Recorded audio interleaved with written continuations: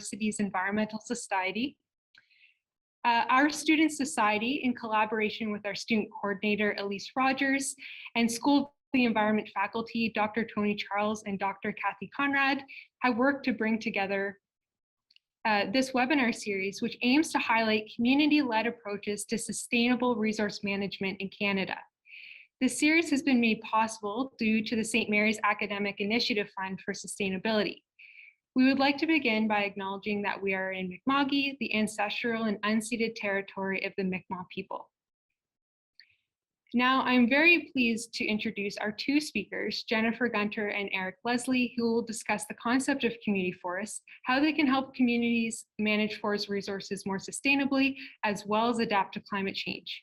With the increasing intensity and frequency of natural disasters associated with climate change, adaptation, especially at the community level, is more important than ever.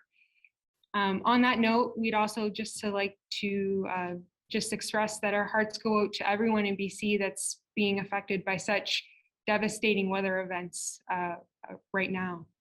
Our first speaker tonight, Jennifer Gunter, with over 20 years of experience in working in community forestry and community economic development, Jennifer is a passionate advocate for community-based resource management. The granddaughter of a woodsman, Jennifer was born and raised in New Brunswick and moved to British Columbia in 1996 to pursue a master's in resource management from Simon Fraser University, focusing on community forestry. After completing her studies, Jennifer moved to Castle, BC, where she lived for 15 years with her family on a small farm. Relocating to Victoria in 2014, Jennifer continues to devote her energy to building sustainable local communities and to forest management that benefits local people while creating more resilient ecosystems. One of the co-founders of the BC Community Forest Association and longtime executive director of BC Forest Association, she has had the pleasure of working with the board of directors, staff, and has helped membership grow with their organization from just 10 member communities to now to over 50. So our second speaker, Erik Leslie, is a forestry consultant and the forest manager for the Harrop-Proctor Community Co-operative. He has over 20 years of experience working for the forest industry, First Nations, community organizations, and regional and provincial governments on projects from Haida to Labrador. He has extensive experience in forestry planning and operations, community consultation, wildfire risk reduction, small business management, and forest certification. In 2018, Erik was the first recipient of this Association of BC Forest Professionals Forest Innovation Award for his work developing and implementing collaborative ecosystem-based practices in the wildland-urban interface. Erik has developed and is currently implementing an applied climate change adaptation pilot project in the Harrop-Proctor Community Forest. The project is designed to demonstrate how managers can integrate climate science and risk assessment into practical forestry decision-making in the Columbia Basin. Before passing it on to our speakers, I would like to note that this webinar will be recorded and posted on the SMU School of the Environment website if you're interested in watching it later or sharing it with others. And you are welcome to use the Q&A function at the bottom of your screen to pose questions. We will try to get to as many of these questions as possible before or following the speakers' presentations. So without further ado, I will pass it off to our first speaker, Jennifer Gunter. Welcome, Jennifer.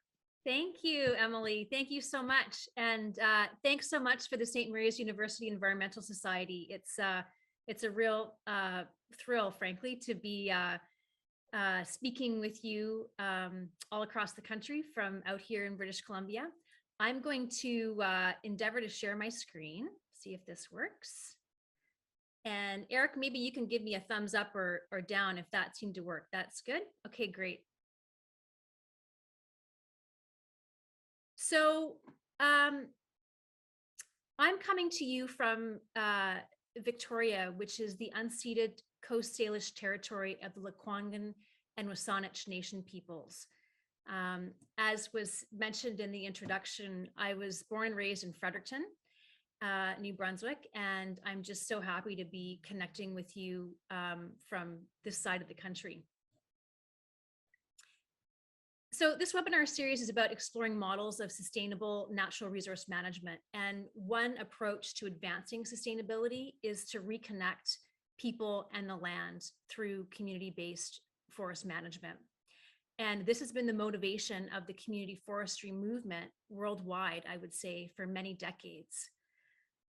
We're living in a time when the impacts of climate change are being experienced firsthand and sometimes with very devastating consequences. So as Emily said, right here in BC, we're experiencing catastrophic floods that are gripping parts of the province. Fortunately, not where I am or where Erik is located right now. But these floods are happening, only 2 or 3 months after the end of the third worst fire season on record, and a heat wave that took the lives of nearly 600 people. So we know that we need to develop systems that enhance resiliency, and forest management is really coming into sharp focus. The general public, I would say right now, is really starting to see forests with different lenses than they did in the past. So climate change mitigation, carbon sequestration and storage, biodiversity conservation, these are all really being raised, I think, in the public consciousness. And I think that the pandemic has also raised awareness of the benefits of time spent in forests on our health and well-being and the recreational values that community forests can provide. So there's definitely, I would say, here in BC, we're seeing a shift. But people involved in community forestry around the world have long understood that when local community gains management rights to forests, that they can actually figure out ways to derive a whole broad array of benefits from the forests that surround them and from connecting people and forests. And that's what we're talking about here this evening. So in British Columbia, we're fortunate to have the community forest tenure, which gives Indigenous and non-Indigenous communities the opportunity to steward the land and manage for a broad range of local values. Increasingly, I would say, we're seeing that these communities are prioritizing strategies that mitigate the impacts of climate change and increase the adaptive capacity of both forests and communities. And in the interior of BC, where Erik is located, this means really being proactive about wildfire. Someone said to me recently about the need for real action on climate change. She said, the earth is warming and in BC, most of it's on fire. That was in September of this year. And the fact is that in many parts of BC, if we don't manage for wildfire and create more resilient forest landscapes, then we might as well forget about all the other values that we care about. So what Erik and I are going to describe to you today is how the community forest agreement tenure is a really tangible way to promote rural development, climate change adaptation, and wildfire risk reduction. And it can also be a tool for advancing reconciliation with Indigenous peoples. Of the 60 community forests operating in BC right now, nearly half of them are held by First Nations or a partnership involving one or more First Nations. So I'll see if I can advance. Great. So, but first I thought I'd just give a little bit of context. So BC is covered about 2/3 by forests. So 2/3 of BC's landmass is forests, and there's a whole array of different types of forest ecosystems in the province. 95% of the forested land is considered Crown land. So it's owned by the provincial government. And the BC government authorizes rights to harvest Crown timber through forest tenures.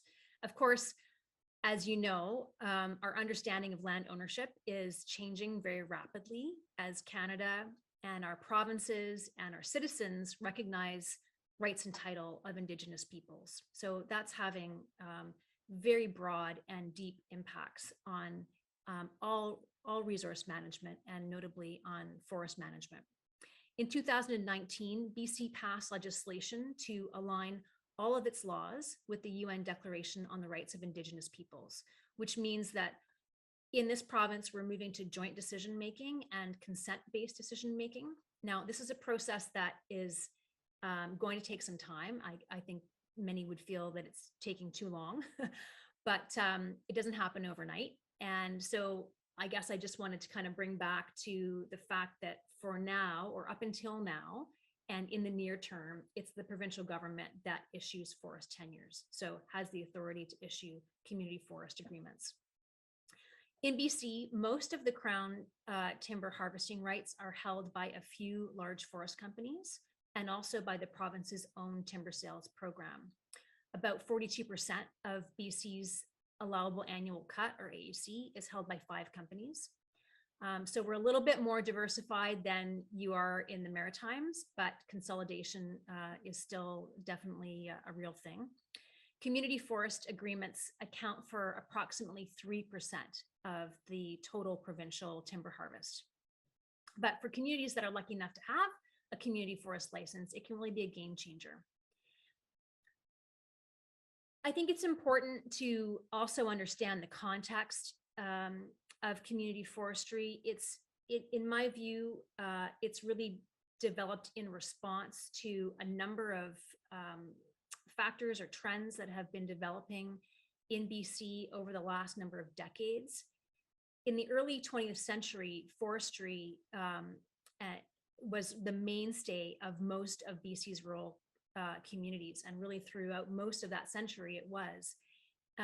In the 1990s, as commodity lumber production consolidated and those companies worked to update technology to reduce costs, including labor costs, we really saw employment decline in the province's forest-dependent communities. And this decline was exacerbated by the mountain pine beetle epidemic that we went through here, and also these record-breaking wildfire seasons that we're experiencing. So this has meant that the benefits to communities from local forest resources in the form of jobs and even the industrial tax base has really shrunken dramatically. And in the last 15 years, we've seen the forest sector labor force decline by 36%, which is 35,000 jobs. So part of the impetus for community forest management is for communities to kind of regain that control and to be able to develop benefits for their local communities and have local jobs. And then, layered on top of that is renewed concern for conservation of biodiversity, for old growth management, and the need to manage our forests for more ecosystem resilience. So I want to just take a second to look at the tenure itself. The Community Forest Program was initiated in 1998. It was a pilot program. And now, over 20 years later, we're really seeing the benefits of this type of forest management. As I mentioned before, the community forests are provincial forest tenures that give communities, both Indigenous and non-Indigenous, the right to manage local forests on provincial forest land. They're area-based, so that means they're for a designated area, and they're long-term. They're granted for 25 years, and they're replaceable every 10. So the idea is that, if successful and everything is going well, and they're meeting all their obligations to the province, that they could be managed in perpetuity. Another really important element that sets them apart from other types of forest tenure is that they can't be sold to anyone outside of the community.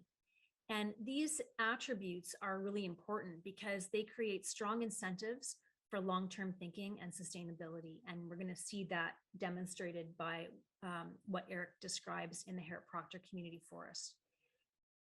These licenses can be granted to a range of different community-based legal entities. So they can be held by a society, a co-op, a local corporation, such as one that would be created by a municipality or a First Nations government, or a limited partnership that involves one or more of these different entities.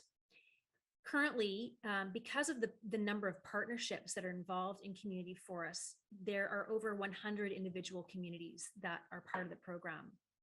Almost half are held by First Nations. I think I mentioned that already.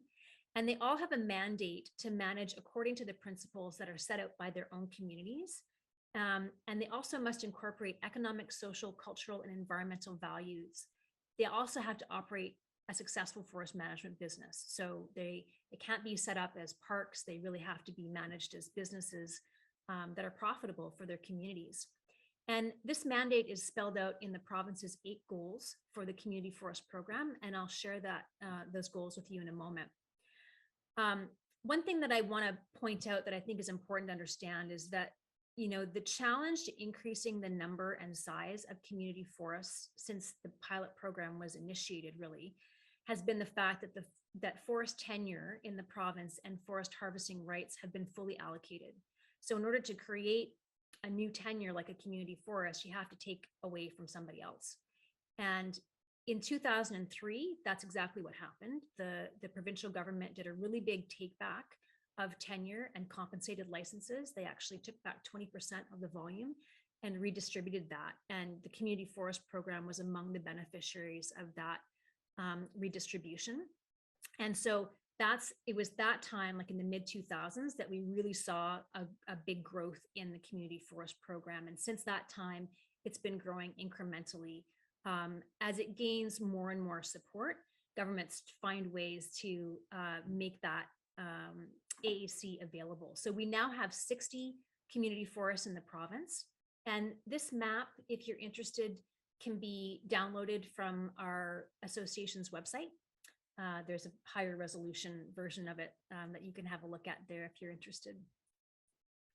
So those 8 goals of the program are embedded in the license agreements and the management plans of community forests. So it's really a foundational component.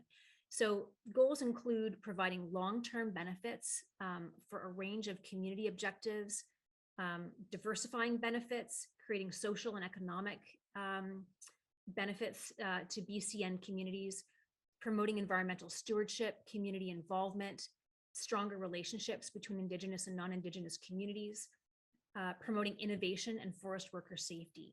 So in order to get a community forest, the most common way is for the community to apply when there's an opportunity. And they have to show how they're going to meet all of these goals. And they also have to demonstrate that they have broad community support. The result of all of this is that community forest managers then gain the social license to operate in the tenure area, which often includes pretty challenging areas. And you'll see that exemplified in the Harrop-Proctor case that we'll share with you in a little bit. So what we've come to understand in the last 20 years is that, the attributes of the tenure really create important incentives, and that, that tenure matters. A community with their own tenure must live with the consequences of their decisions. And so the concept is that those directly affected by a decision should be the ones making it. And that's what community forestry is all about. A lot of community forest managers will tell you that they're managing for future generations, that they're working to restore ecosystem health and wildlife habitat. And they're also trying to create economic opportunities for the future, for their children and their grandchildren. This photograph is from the Asketum First Nation Community Forest, and it's a great example. This is actually part of a grassland ecosystem restoration project that they have underway. They've been doing this for a number of years. And one of the reasons why I highlight them is it's a community forest that's held by the Asketum First Nation, and they have really emphasized capacity building. They've trained countless crew members to be able to do this work and other kinds of forest management work. They have trained local First Nations band members to be forest professionals or supported their training. And the hope is that one day the Asketum First Nation will have the capacity to manage their entire traditional territory. And the community forest has really been a stepping stone for that work. This grassland restoration work that they're doing is incremental to the legal requirements that they have to operate their community forest tenure. And this is one of the kinds of things that the Community Forest Association that I work for has been trying to document. So several years ago, we came up with a survey, if you will, based on a set of indicators that measure the benefits of community forests. And now we report out, we do the survey every year, and we report out on social, economic, ecological, and cultural benefits. Our latest report from 2021 was just released in September, and it's on our website. And I encourage everyone to have a look at it if you're interested. It really gives a good picture of the overall state of the community forest program in the province. And on our website, you'll also see previous years, and they all tell different stories about what community forests are doing. These are small communities, so the majority of them are under 3,000 people. And the tenures also are relatively small. So I think the average is about 35 or 40,000 cubic meters a year. But despite this small size, you really see in the indicators report how the interplay of all the different components really show the importance of community forests to their communities and to the province. This is a picture of a meeting in Logan Lake, where fuel management treatments are being discussed, which this picture was taken a few years ago. And you may have heard in the news that Logan Lake was one of the communities this year that really saved itself because of the amount of work they've done to reduce the risk of wildfire to their community. So even though these community forests are small operations, their overall economic benefit to their communities are significant. And the money that community forests make stay in the community. And they also use it to leverage additional opportunities. You know, they can use the profits from community forests as seed money to get funding for even bigger projects. One of the key metrics that we look at is jobs per cubic meter. So, and we're able to compare the employment creation through community forests to the industry average. And we actually found in our last survey that community forests are creating over twice as many jobs per cubic meter in their forest management operations, which is huge. And I think it's because of those investments that they're making in things like wildfire risk reduction and enhanced stewardship. I put this up here. It's also really important to understand that community forests have to operate as a business to be successful. They've got to be economically viable. This just is some stats about log sales. So community forests are independent log sellers, and they really strive to market their logs to the full spectrum of manufacturing facilities, and also to promote value added at the local level. Here's a great picture of the Lower North Thompson Community Forest small mill. We really see these kinds of initiatives just really creating a great bang for your buck in terms of local employment.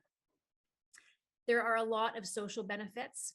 A great example, the top photograph there of the construction is actually affordable housing in Clearwater, which is a very small community where they were able to take seed money from the community forest and attract $1 million investment and build this affordable housing. And this couldn't have happened for them without the community forest. Of course, investments in education and recreation are really high priorities for many community forests. We asked questions about this in our survey, and we found that last year, community forests built and maintained over 254 kilometers of trail in total. We also ask the survey respondents to tell us what they're doing to enhance ecological values. We know that rural communities need to be forward-thinking and to adopt innovative and holistic approaches in order to become more resilient and to create a legacy, a forest resource that can be passed on to future generations. we also look at investments in what we call incremental silviculture, which is additional stand tending above and beyond legal requirements that's going to increase the economic return of the forest in the future. And like I've mentioned a few times, wildfire management is a really top priority for many community forests, and a lot have developed landscape level wildfire plans to reduce risk. This picture is the Cheakamus Community Forest. This is really a cool example. It's a partnership between the Squamish Nation, the Lillooet Nation, and the resort municipality of Whistler. And wildfire risk reduction has really become a major focus of their work, which kind of stands in contrast to when they started, because you can imagine a place like Whistler might have quite a few people that are kind of adverse to seeing logging activity around the community. But now, with an understanding of the importance of adapting to climate change, they're starting to embrace more active forest management. And they're among many partnerships that that we see in the province that have brought First Nations and non-Indigenous communities together on these important projects. This is the Logan Lake Fire Smart Youth Crew. Logan Lake has been a leader in wildfire mitigation efforts in the province, and actually they've been at it for about 18 years. And as I mentioned earlier, you know, this resulted this summer in them being able to kind of keep back a very aggressive, very large wildfire from their doorstep and protect the community. And everybody's involved. You know, that's the youth crew is the high school students. Another great example is the West Bank First Nation. So I'd say in BC right now, there is an understanding, or there's certainly talk, that we need to embrace a paradigm shift in the way that we manage our forests, and that we need long-term landscape level planning and more Indigenous and community involvement. The West Bank First Nation has developed a 7-generation stewardship plan for their community forest. And this picture is of their elders and youth together on the land, reconnecting through the community forest. The community forest has played a role in supporting this reconnection by building trails and helping to provide educational opportunities for youth and elders to get back on the land together. So I'm going to end it there. We'll hear from Erik about a more in-depth case that's going to show you how this is, you know, some of these concepts are really being implemented. I think the benefits of community forests in the province are really seen through the First Nations involvement and partnerships, jobs, greater public engagement, strong incentives to invest in intensive silviculture and forest stewardship. And we also see that managing a community forest really supports local capacity building and allows small rural communities to leverage profits into community projects that have far-reaching social, economic, and ecological benefits. And I guess I would leave it with the comment that as we look to transform our forest management regime in BC, and I'm sure this conversation is happening across Canada, it's really important that we pay attention to what's working and to support it, and to make sure that, you know, policy change doesn't negatively impact the things that are working. And I would say that community forest is one of those things. So I'll leave it at that. Thank you so much.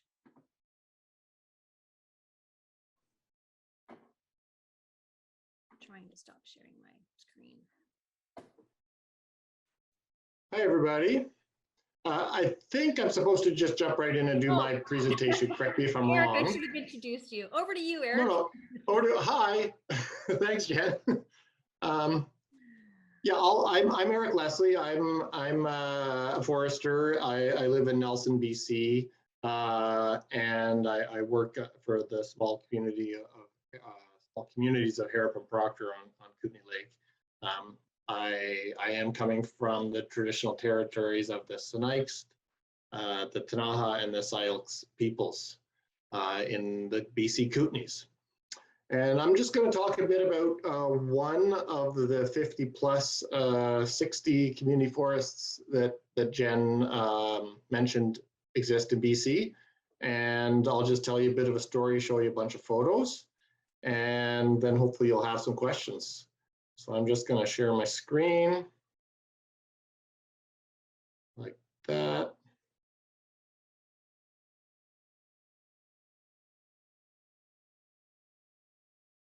Can you see that? Is that a yes? Okay. Yes. Yeah.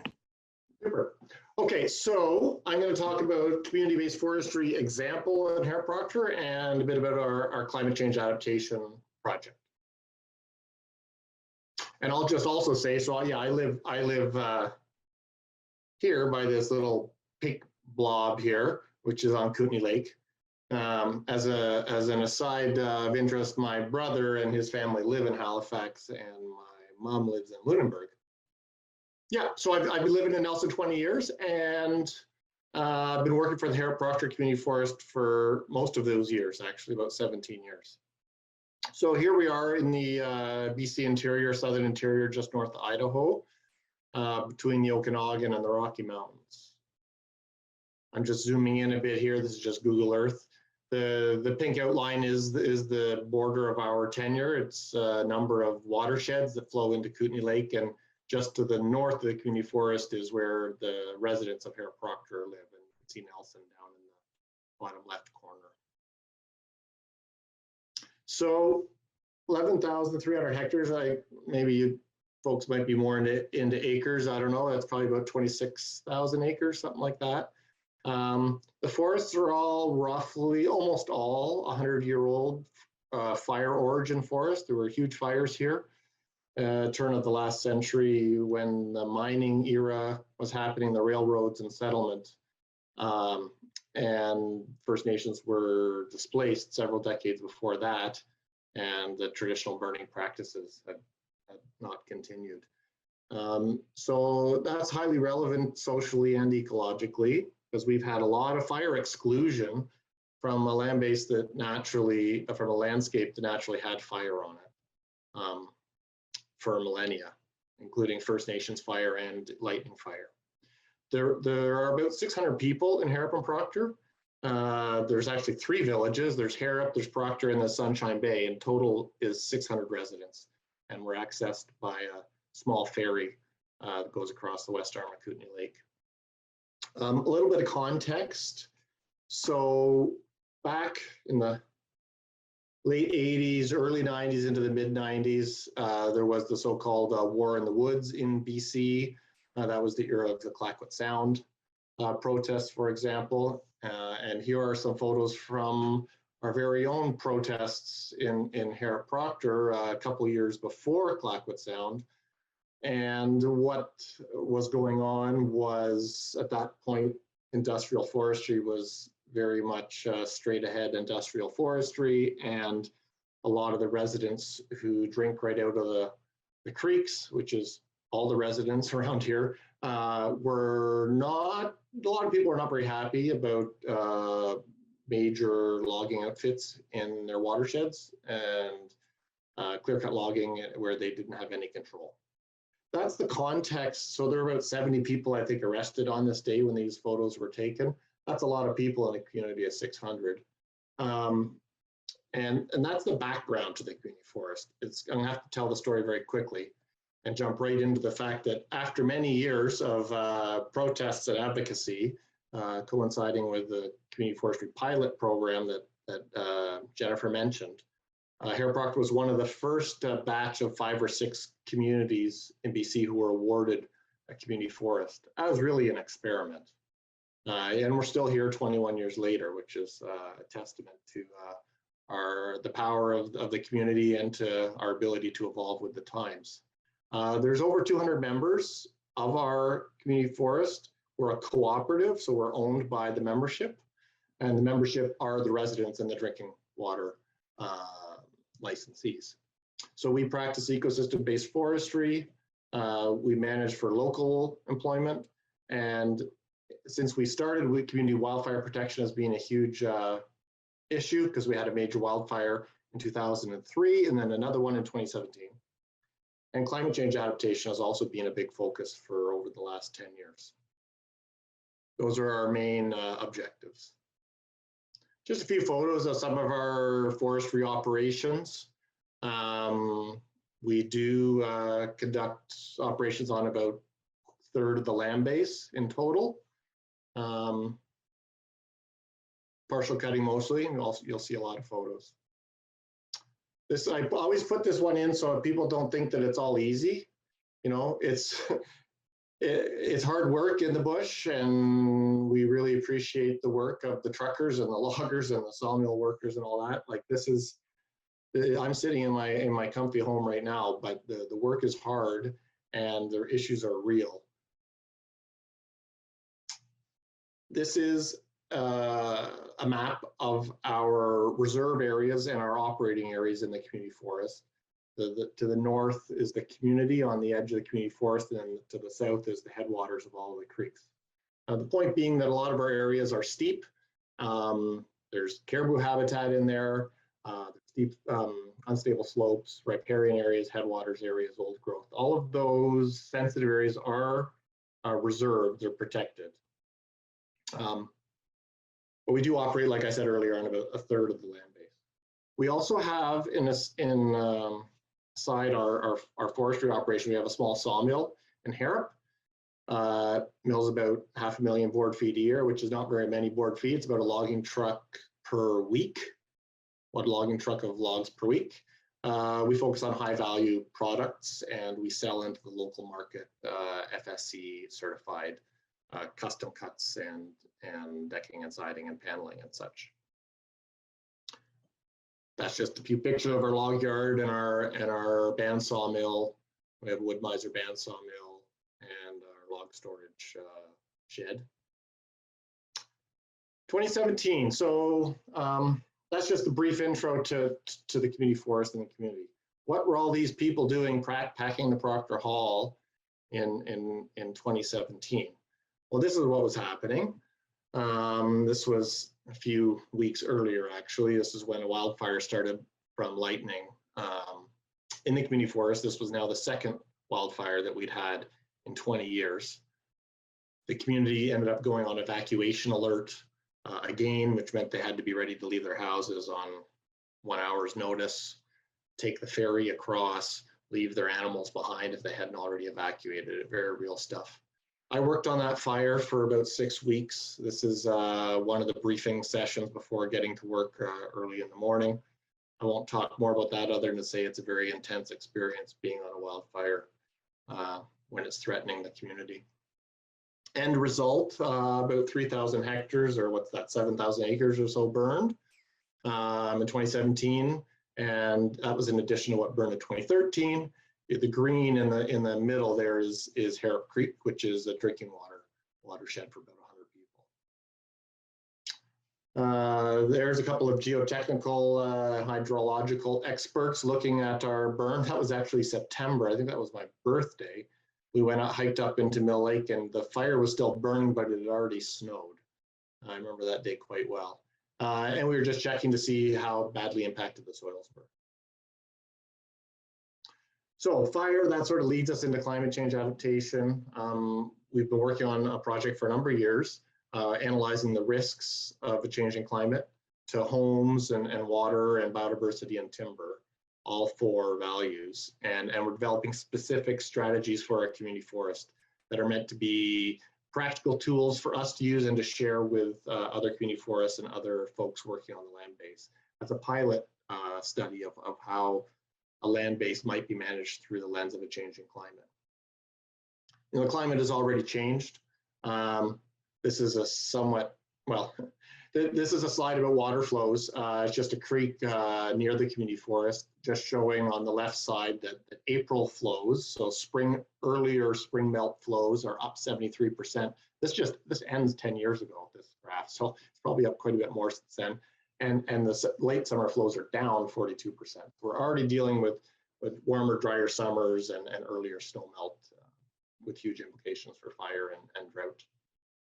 So this is the 1990 climate. Red areas on the community forest are quite drought prone, and then the yellow is moderate, and the blue is a wetter ecosystem. And now I'm just going to flip us through a couple of climate change projections. So this is the past climate, wet to dry, dry to wet. This is what we're halfway towards now from 1990, or even more than halfway. This is based on our projections of soil moisture regimes in the summer. And then this is 2085. So, you know, we'll go back. That was the past climate upon which our community forest was founded. And this is the climate we have ahead of us. Big, big changes, especially at low elevations. This is the last map I think that I'll show. It just shows where the high risk areas are in the community forest in terms of risk to biodiversity and to homes and timber. And obviously the red areas are the driest and the closest to the community. And those areas that we do have the ability largely to do some work in. So that's what I'm going to talk about next here. We're working on a network of fuel treatments across slope. Harrop is in the top left and Proctor's in the top right. All the green colors are fuel treatments that are either in progress or planned or completed. The red blobs are fires. You see the 2003 to 2017 fire in the bottom left. And a whole bunch of red dots scattered all over. Those are all lightning fires that were put out in the last few decades. So we've been very good at putting out fires until fairly recently. Just imagine if those fires had, you know, burned their natural course, what a different landscape we would have. So what are we doing to protect the community? Where we are putting in some large landscape level fuel breaks. You can see one in the foreground. You can also see in the background a machine guard that was built. I don't know how visible it is in the photo, but you can sort of see above the top of that arrow there in the middle, a bunch of gray trees. Those were primarily killed, or all killed really, in the fire in 2017. And the green below is the area that was protected from the fire to stop the fire from moving towards the community. This is an aerial shot of what that landscape level fuel break looks like, with an access road in the middle and a cleared area with low fuels. We're also realigning our drought prone forests. So this is a low elevation forest. There's a big Douglas fir tree in the left there with a blue paint mark on it. That's the kind of tree that we're keeping. And then the trees that we're looking to remove are the more drought intolerant and the flammable cedar and hemlock trees. This is right up against houses in the interface area. So this is what a lot of our forests look like after 100 years of growth and fire suppression. And this is some of our operations in this same area, removing a lot of that understory and leaving the big fire and drought tolerant overstory Douglas fir and larch and ponderosa pine. And here's another picture of an end result just 1 year after we finished the thinning operation. There's still obviously a forest there, but it's much more open forest, and I would say a more resilient and climate adapted forest. This is what another more open site looks like just 2 years after partial cutting. So those are just some of the examples of the work that we're doing in the community forest. And as part of our climate change adaptation project, we are developing a handbook and a workshop for community forest practitioners and other forestry practitioners in the BC's southern interior. And we're working on some educational films as well about community wildfire protection. They'll be rolling out in the next few months. And with that, I will say thank you very much for your attention, and please ask Jennifer or myself any questions you might have. Thanks. Wonderful. Thank you so much, Erik and Jennifer, to you both for such, great presentations. It's great to see, for those who aren't aware of what community forestry even is, having some context in the beginning of what those are and how they can benefit communities, but then also looking at an example of how they can help communities adapt to climate change, which is huge. So we do have some questions that have come in. And our first one is directed to Jennifer. So we will move into questions and answers now. So if anybody has any questions that they'd like to pose to Jennifer or Erik or both, please feel free again to enter them into the question and answer function down at the bottom, and we'll try to get to all of them before the webinar ends. So yes, so with our first question, as I mentioned, is posed to Jennifer. This is from Abby Dukes, and she says thanks so much for your presentation. Are community forests diversifying their income so that they're not reliant on resource extraction? Good question. Thanks for that. So I think my answer is yes, to some degree. There's definitely interest from community forest practitioners to diversify.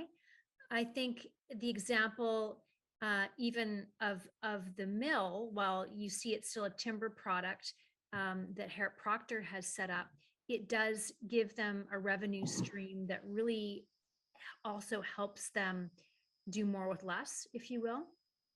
There are other community forests that are looking at carbon offset projects. The Cheakamus Community Forest actually is the only one that has a carbon offset project where they're selling carbon credits as part of their overall management of their community forests, which is based on enhanced forest management. So longer rotations, other sort of, I guess, sustainable forest management practices that support more carbon sequestration and storage. So they actually get revenue from that. That's a difficult thing to set up. So it's not happening very, very broadly in the province yet.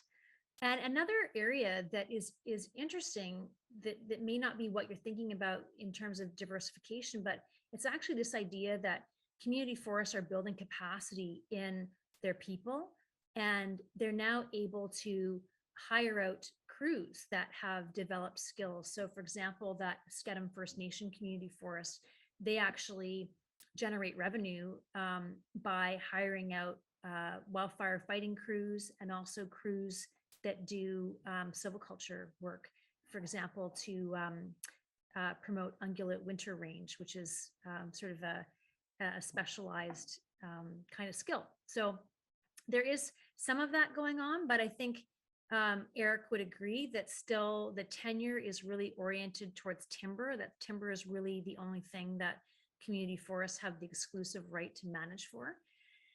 But I think what I would want to add to my answer is that part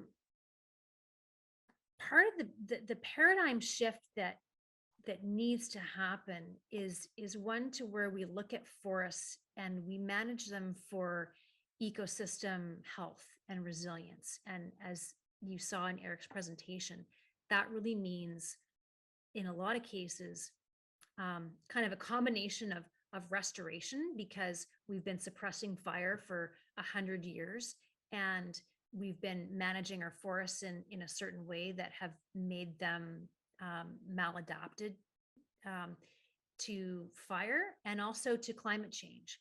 And so the message that a lot of community forest managers are trying to get across is actually we need harvesting. We need to be engaged in forest management in an active way in order to do these things.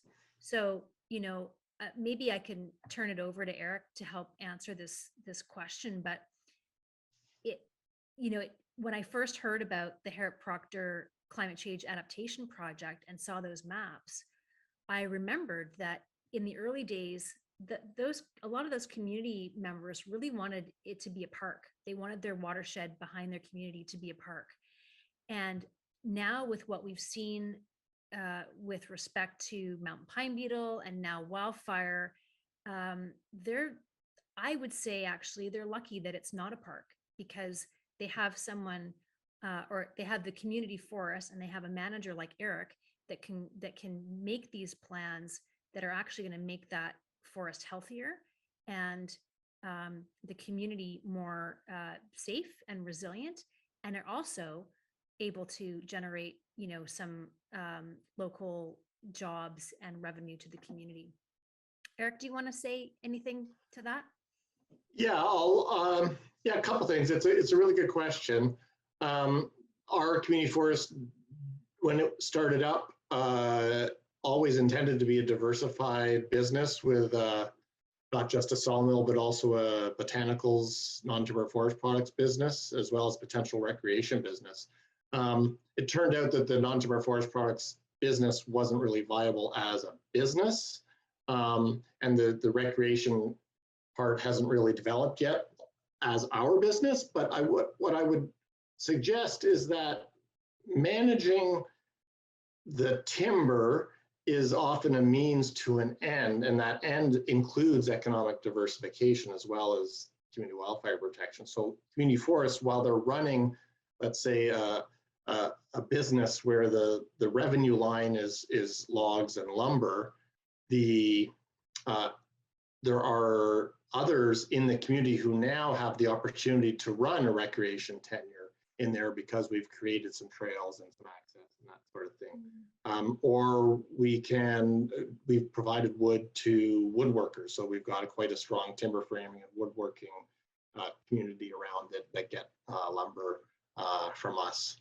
Another way I sort of put the same question is the timber and the lumber is what pays the bills, but it's not the most important value. So we're trying to manage for water and recreation and biodiversity and visual quality, wildlife habitat. But the only lever that we've got to sort of manage the land base, especially one that pays any of the bills, is the timber piece. But we use it as a way to meet multiple values, and it also leads to economic diversification. So I think of it as a means to an end.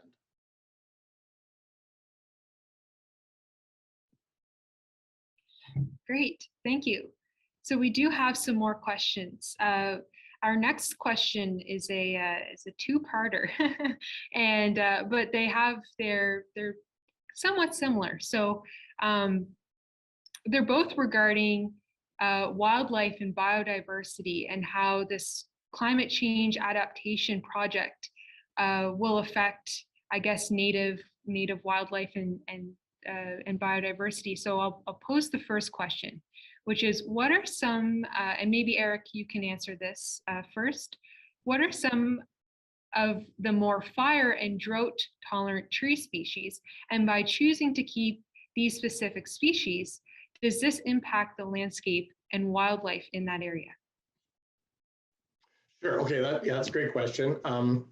The more fire and drought tolerant tree species are Douglas fir, larch, and ponderosa pine that have thicker bark, and they are also long-lived and can survive a low to occasionally moderate intensity fire. The less fire and drought tolerant tree species would be the true firs, like grand fir. Out east it would be balsam fir, spruce, cedar, and hemlock. And does this affect the landscape and wildlife in the area? Certainly. And this would be a problem if these species were not natural, but they are, and a large part of our land base isn't being managed either. So what we're trying to do is take a sort of uniformly dense 100-year-old forest that has often at low elevation cedar and hemlock throughout it, and leave the cedar and hemlock in the more moist areas and remove the cedar and hemlock in the drier sites, and remembering that the drier sites would have naturally experienced fire. So we basically managed our way into a problem here by excluding fire without realizing we're doing it. Now we're trying to manage our way kind of out of it. So yes, it does impact the landscape and the wildlife, but it's sort of a ecosystem restoration / resilience sort of approach. Okay, great, thank you. And I guess the second question to this two-part question is a bit similar, but it's, I guess, a different, regarding treatments. So the question is, do partial cutting treatments despite their benefits with decreasing the understory and thus fire vulnerability, negatively impact wildlife and biodiversity. So I guess a similar question, but looking at partial cutting treatments and their impact on biodiversity and wildlife. Yeah, good question. It entirely depends on what kind of partial cutting we're talking about and what kind of ecosystem, and also what the landscape is like. So if you're talking about partial cutting in a heavily deforested landscape with young forests, and you are removing the biggest trees and leaving small ones to grow up, like could be the case in certain parts of poorly managed Nova Scotia, for example, in places, which I'm aware of, then that might not be very well adapted. But in a landscape that is uniformly quite old and not diverse, in fact, the wildlife and biodiversity values have dropped through fire exclusion and the removal of disturbance. So it's all very site specific, but I would say that the partial cutting treatments need to be specific to the site. So if you're going to be leaving the drought tolerant trees, that's because it's on a site that is, drought prone. And if it's a site that's a wet site, for example, like I was mentioning earlier, like where you might get older trees or cedar hemlock trees, those are the sites where we're generally leaving them entirely alone. Maybe put a fuel break around them and let them mature. So it's very site specific, but I would say we're managing to, our objective is to improve the biodiversity and the resilience of the landscape through diversifying. It all depends on the context in which you're operating. That's probably my first point was the most important. Yeah. Okay. I would just add to that to say that so getting this kind of message that Erik is sharing with us today, getting that out to the public is a challenge because in the part of BC where Erik lives and where the community forest is located, people are used to seeing like this contiguous carpet of green on the hillsides. And they, the assumption is that, well, if it's been like that in my lifetime, that must be the natural state and the healthy state for that forest. But what, scientists are finding through, looking at forest ecology and fire ecology and the historical natural disturbance regimes of these landscape is that what we're dealing with today, as Erik describes, and what we see is very much the result of, the impacts of settler communities and fire exclusion, that we would have had a much patchier landscape prior to that time. So that's, in doing that partial harvesting, a community forest manager can try to mimic some of that more natural disturbance pattern, which can benefit wildlife. But I guess all that to say, you're right, it depends on the site and it varies from place to place. Another example of that, I showed that picture of the grassland ecosystem restoration project in Eskedum. So they're in more the central part of the province where, because of fire exclusion and other activities, forests are encroaching on places that would have been grasslands, and most native bird species rely on those grasslands. So by doing that work of actually kind of trying to push back the forest and restore those grasslands, they're really helping bird habitat. Great. No, those are all, it's all important to look at all the effects and what science is showing may be different than what we assume to be happening. So it seems that we're right up on time, but before signing off, I just want to give you and both Jennifer and Erik a chance to just end with something. I guess we're talking a lot about climate change and adaptation, and these are all very serious topics. Is there something we can be hopeful, especially with respect to community forestry, that can help us with solutions? Is there something that's like a sign off that we can, as an audience, look for maybe in ways we can support maybe your organizations and where we can find more information? And just in general, are there things to be hopeful for, I guess, would you say? You want to go first, Eric? Okay. I think that there's the theme of community-based management. You know, there are all kinds of creative solutions that local folk come up with to local issues. And something like forests, they're so diverse. And the rural communities that have lived in the forest for a long time, they know it well. And I think that the message would be to support and enable those local folks who are working towards, you know, sustainable local solutions that are not necessarily driven from a provincial level, but they could be enabled by at the provincial level. So I like to think of the higher level governments as more trying to enable and create space and provide, you know, a certain bundle of rights, and then let the local folks, not with no oversight, but let the local folks come up with a lot of the solutions to how to make it work in that specific area, because it's amazing how creative and efficient local people can be. Yeah, I totally agree with that. I think that's where you see the ingenuity, you know, people, when you actually have a say and you can, you know, roll up your sleeves and try to find solutions.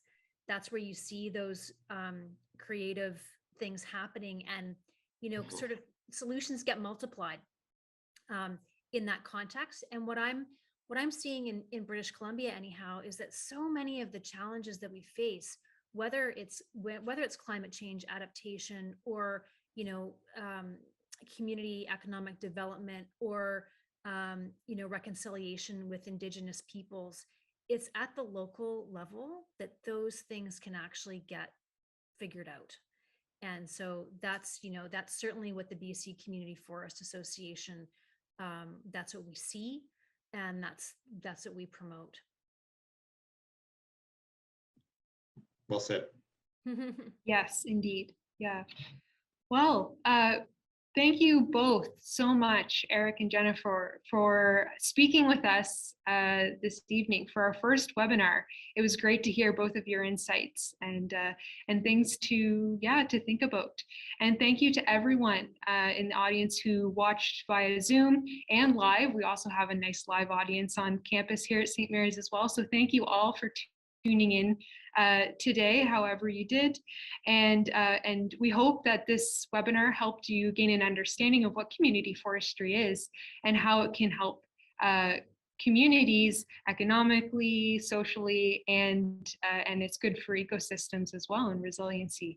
So, and just a reminder that this webinar has been recorded and it will be posted on the SMU School of the Environment website to be viewed if you'd like to share it with others, or maybe tune in and watch again.